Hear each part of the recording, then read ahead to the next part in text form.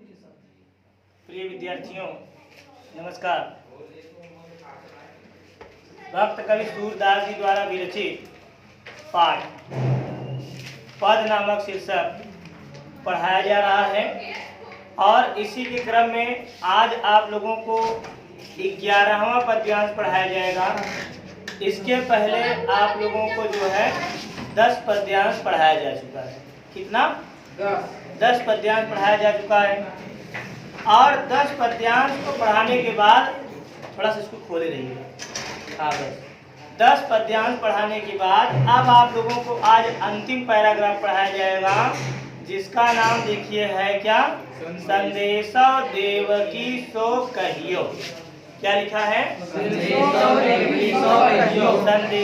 देवकी सो कहियो। हाँ तो धाय तिहारे सुत की। हाँ तो धाय तिहारे सुत की मया करत ही रहियो। यद्यपि टेव तुम जानती उनकी। तऊ मोह कही आवे। प्रात होत मेरे लाल लड़ै तय। माखन रोटी भावे।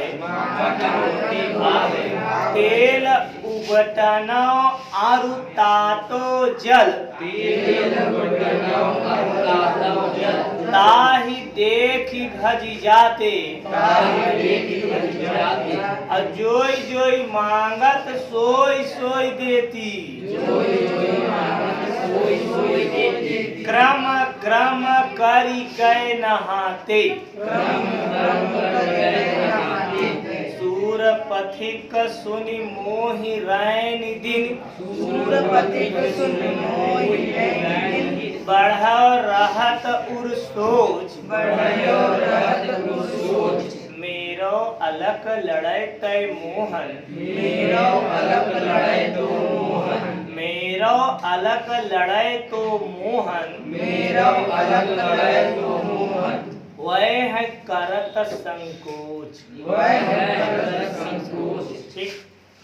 अब देखिए ये आज आप लोगों को भक्त कवि सूरदास जी द्वारा विरचित हिंदी काव्य में प्रथम पाठ के अंतर्गत आने वाला यह अंतिम पैराग्राफ है। बात समझ आ रहा है? इसको पढ़ाने के बाद आज आपका ये पहला पाठ जो है वह क्या हो जाएगा? समाप्त हो जाएगा। ठीक। आइए अंतिम पैराग्राफ इसका पढ़ करके इस पाठ का जोरदार तरीके से समापन करते हैं। लिखा है संदेशो देवकी सो कहियो। अब इसका थोड़ा सा आप प्रसंग जान लीजिए क्या है, इसमें क्या लिखा है। तो इसके पहले तक आप लोगों ने यही पढ़ा कि भगवान श्री कृष्ण मथुरा नगरी चले गए और वहां पर जाने के पश्चात भी उन्हें गोकुल नगरी की याद बराबर आती रही जो कि समाप्त नहीं। तभी उनके एक मित्र जिनका नाम उद्धव था वे मिले। उनसे उन्होंने सारी बातें अपनी शेयर की, बताई। फिर उसके बाद उद्धव को भेजे वे कहाँ? ब्रज। आए ब्रज। उद्धव का भेंट किससे हुआ? गोपियों से हुआ और संपूर्ण गोपियां जो थी उनसे मिली, हाल समाचार हुआ। उद्धव जी भगवान श्री कृष्ण द्वारा भेजे गए समाचारों को गोपियों से बताया, समझाया और जो कोई बातें हुई आप लोग जानते ही हैं। लास्ट में आप लोग यही पढ़े थे, निर्गुण कौन देश को वासी, है ना? जे मधुकर कई समझाए ले पूजति साचना हासी, ये सब पढ़े। अब यहाँ पर जब ये प्रसंग समाप्त हुआ तो भगवान श्री कृष्ण के बारे में बहुत सी बातें उन्होंने गोपियों से बताया और गोपियों ने भी अपनी समस्त बातें जो है श्री कृष्ण से रखी, उद्धव से रखी श्री कृष्ण के प्रति।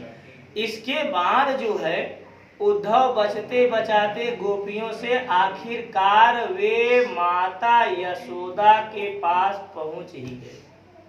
ठीक है, क्योंकि उन्हें संपूर्ण प्रकार के संदेशों को जान करके भगवान श्री कृष्ण के पास मथुरा पहुंचना था और यहाँ की संपूर्ण घटित घटनाओं को उन्हें संपूर्ण वृत्तांत स्वरूप सुनाना था। ठीक है, अगर ये सब बातें बताते उद्धव यहीं से चले जाते गोपियों के साथ, गोपियों से मिल करके, तो गोपियों के संपूर्ण प्रसंग बताते बताते जब उद्धव रुकते तो भगवान पूछते हैं कि बताओ मैया के बारे में भी कुछ खोज खबर हाल समाचार लाए हो। तब तो उद्धव यही कहने लगते, नहीं मैं तो माता के पास पहुंच ही नहीं पाया। तो ऐसी बातें न हो जिसके कारण उद्धव जी कहाँ पहुंचे? माता यशोदा के पास पहुंचे। माता यशोदा से भी संपूर्ण प्रकार का हाल समाचार लेने के पश्चात जब भगवान श्री कृष्ण के यहाँ अर्थात मथुरा नगरी के लिए उद्धव प्रस्थान करने लगे, तब उद्धव से माता यशोदा कुछ प्रश्न कर रही है, उद्धव को कुछ बातें बता रही हैं, उद्धव को कुछ ऐसी बातें कह रही हैं कि हे उद्धव मेरा कुछ संदेश है जिसे ले जा करके श्री कृष्ण की वास्तविक माता देवकी जी से कह दीजिए। समझ आया? प्रस्तुत पैराग्राफ में यही बताया गया, प्रस्तुत पद्यांश में यही बताया गया है कि माता यशोदा भगवान श्री कृष्ण की वास्तविक माता कौन? देवकी जी से, देवकी जी के पास अपने कुछ संदेशों को, श्री कृष्ण के प्रति जो संदेश है उन संदेशों को उद्धव के माध्यम से पहुंचाना चाहती। समझ में आया? अब इसी के आधार पर इस पद्यांश का आप प्रसंग भी बना सकते हैं। इसी के आधार पर इस पद्यांश का प्रसंग क्या बनेगा मालूम है?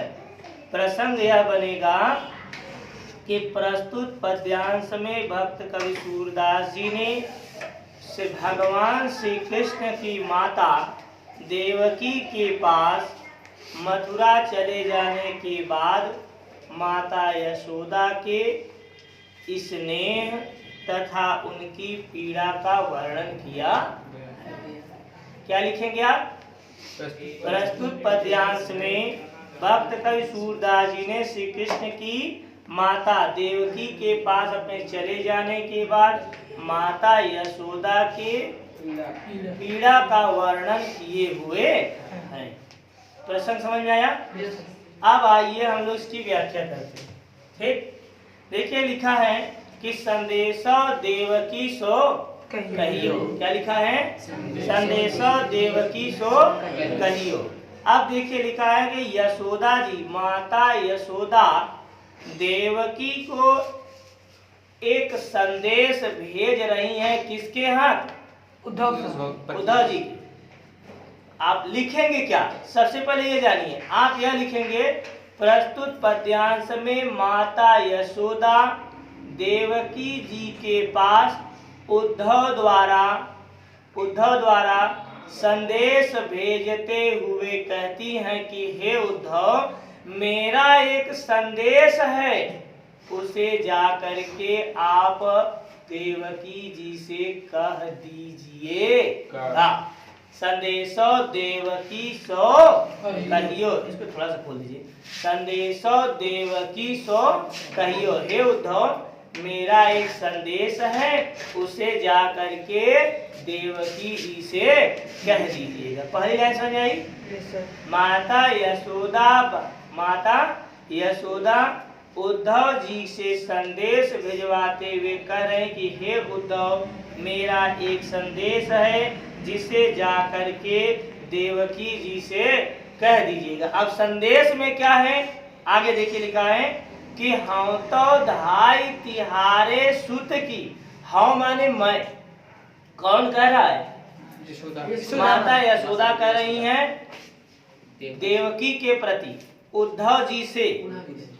प्रश्न उद्धव जी से करे कि हे उद्धव कहिएगा कि मैं तो आपके पुत्र की केवल और केवल एक पालन पोषण करने वाली दाई थी। मैं तो माता नहीं हूं ना, मैं तो केवल और केवल आपके पुत्र की पालन पोषण करने वाली एक दाई समान माता हूं। मया कहत ही रहियो, मया माने मैया, फिर भी आपका पुत्र कृष्ण मुझे अपनी मैया के समान ही मानता था और मुझे जब तक यहाँ पर था माता ही कहता रहा। क्लियर हुआ नहीं?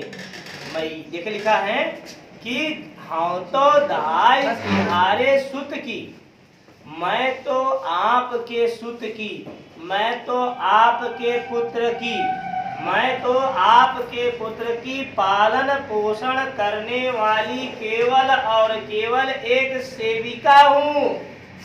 एक दाई के समान मैं कार्य की, अर्थात आपके पुत्र का केवल पालन पोषण की थी। फिर भी मैया कहत ही रहियो, फिर भी वह मुझे अपनी मैया ही कहता रहा। अब समझ आए? मैया कहती रहे मतलब फिर भी कृष्ण ने मुझे अपनी माता ही समझा और कहा। फिर आगे कह रही हैं कि जदपि टेव तुम जानती उनकी। आप देखिए कर रहे हैं कि हे देवकी जी, क्या कर रहे हैं? हे देवकी जी, यद्यपि आप तो टेव मिला, टेव मतलब क्या होता जानते हैं?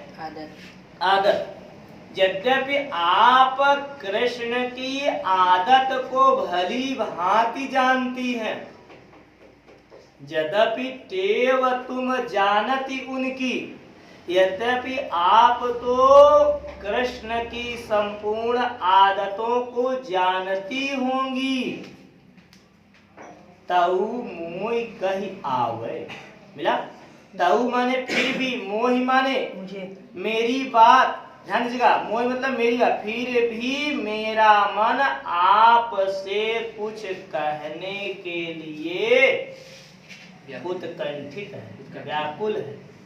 यद्यपि आप कान्हा की हर एक आदत को जानती होंगी, और वो भी जानती नहीं बल्कि भली भांति जानती हैं, फिर भी मुझे यशोदा से आपको कहने की उत्कंठा उत्पन्न हो रही है। फिर भी मैं यशोदा आपसे कहना चाहती हूँ। समझ में आया? यद्यपि टेव तुम जानत, यद्यपि आप उसकी सारी आदतों को भली भांति जानती हैं, फिर भी मैं आपसे कहना चाहती हूँ। आ जाएगा? प्रात होत मेरे लाल लड़ैत।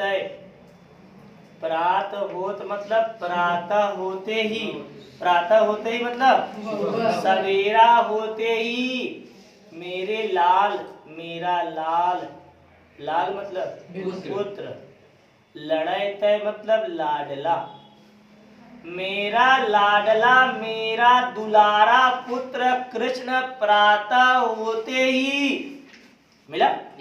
प्रातः होते ही मेरे लाडले कृष्ण को प्रातः होते ही माखन रोटी खाने की आदत है। ध्यान देना, प्रातः होत मेरे लाल लड़ैत, और आगे क्या लिखा है? माखन रोटी भावे। प्रातः होते ही मेरे लाडले पुत्र कृष्ण को माखन रोटी खाने की आदत है, क्योंकि माखन रोटी उसे बहुत ही भाता था, अर्थात बहुत ही अच्छा लगता था। क्लियर? और तेल उबटनो, परंतु तेल उबटन और गर्म पानी को देख करके, मिला?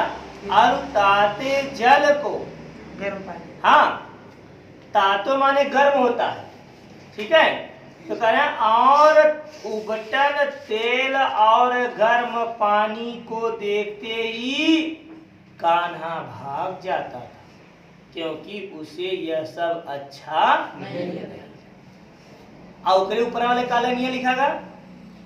प्रात होत मेरो लाल लड़ैत, प्रातः होते ही मेरा लाडला कृष्ण, मेरा लाडला पुत्र श्री कृष्ण माखन रोटी उसे बहुत ही भाता था, इसलिए वह उसे खाने की उसकी आदत पड़ गई। ठीक है।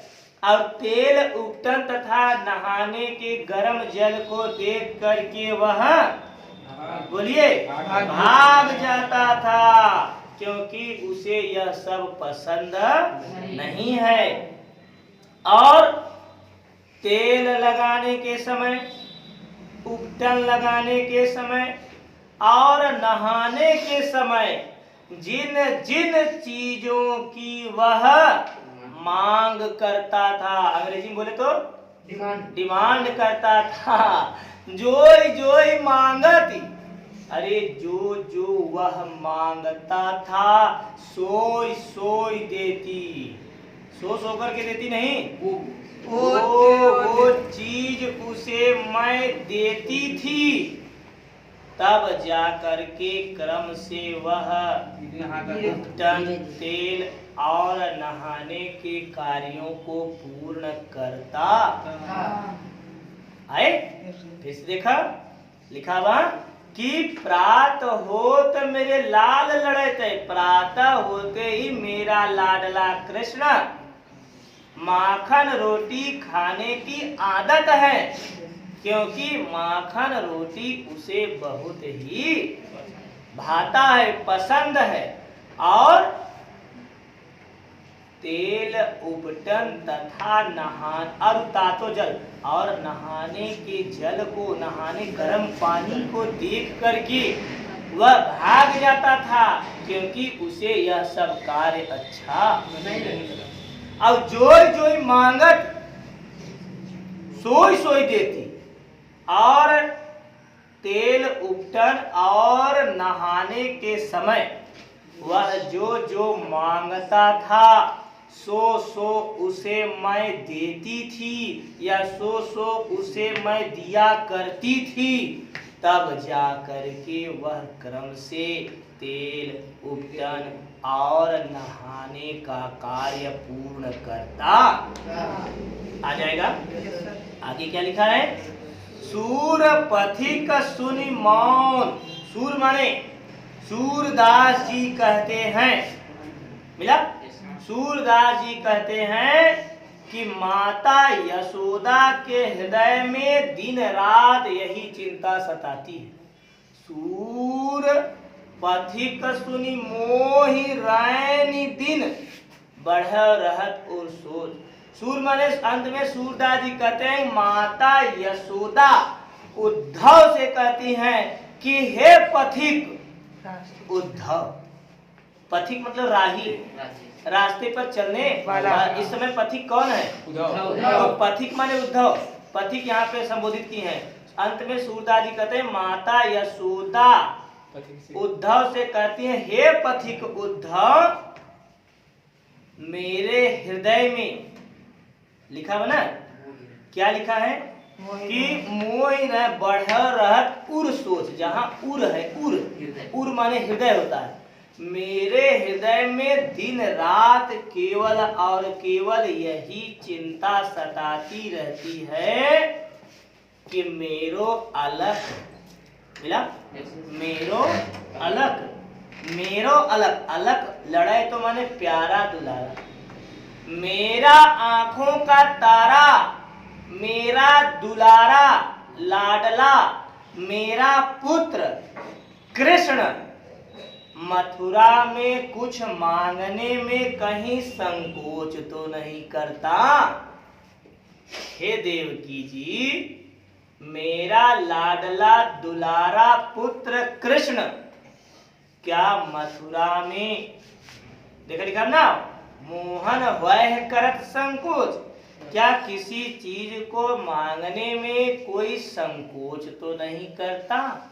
इसलिए हे देवकी जी, यद्यपि आप उनकी सारी क्रियाकलापों को जानती हैं, फिर भी मैं आपसे कुछ कहना चाहती हूँ। उसकी जो आदतें हैं, उसका जो मांग है, उसे आप पूरा कर दीजिएगा।